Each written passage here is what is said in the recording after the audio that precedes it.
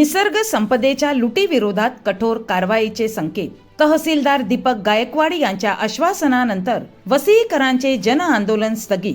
पाणथळ जागांचे संरक्षण आणि दोषींवर कारवाईचे लेखी आश्वासन.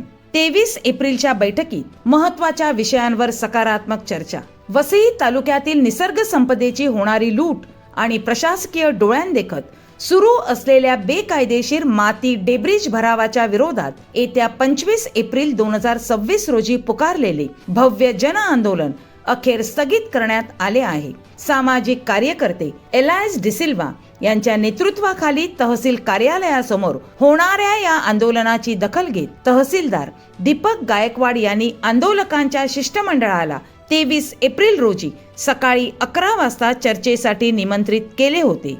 या बैठकीत तहसीलदारांनी विविध मुद्द्यांवर सकारात्मक भूमिका घेत लेखी आश्वासन देण्याचे मान्य केल्याने आंदोलकांनी आपला पवित्रा मऊ केला आहे. या महत्त्वपूर्ण बैठकीत वसईतील पाणथळ जागांवर होत असलेल्या अनधिकृत भरावाचा मुद्दा प्रामुख्याने उपस्थित करण्यात आला.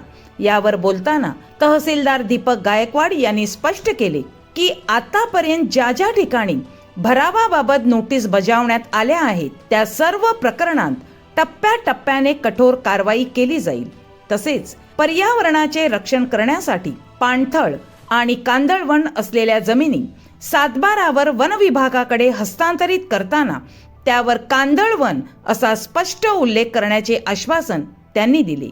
महापालिका प्रशासनाकडून अपेक्षित सहकार्य मिळत नसल्याने आणि पुरेशी यंत्रणा नसल्याने काही मर्यादा येत असल्याची प्रांजळ कबुली देतानाच 7/12वर बोजा चढवून संबंधित दोषींकडून दंड वसुलीची प्रक्रिया ठामपणे राबवू असा विश्वास त्यांनी यावेळी शिष्टमंडळाला दिला.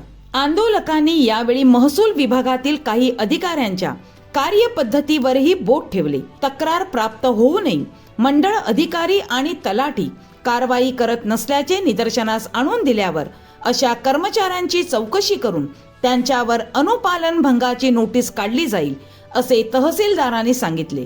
तसेच अशा प्रकरणी नागरिकांनी थेट आपल्याशी संपर्क साधावा असे आवाहनही त्यांनी केले.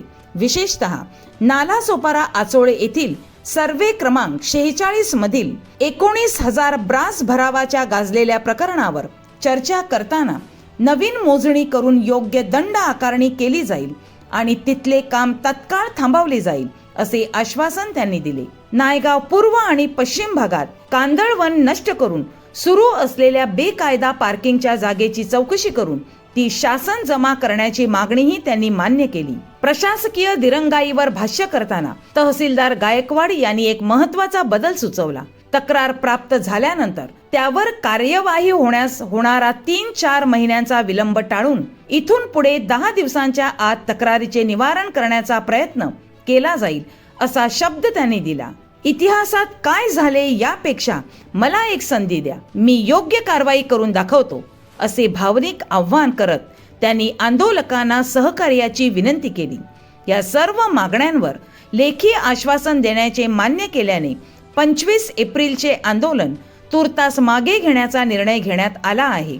या शिष्टमंडळात एलायस डिसिल्वा यांच्यासह Mackenzie Dabre, Robert Lopes, Denis डिमेंटो आणि जेम्स गोन्साल्विस यांच्यासारख्या प्रमुख कार्यकर्त्यांचा समावेश होता. या आश्वासनांच्या अंमलबजावणीकडे आता संपूर्ण वसईकरांचे लक्ष लागले आहे.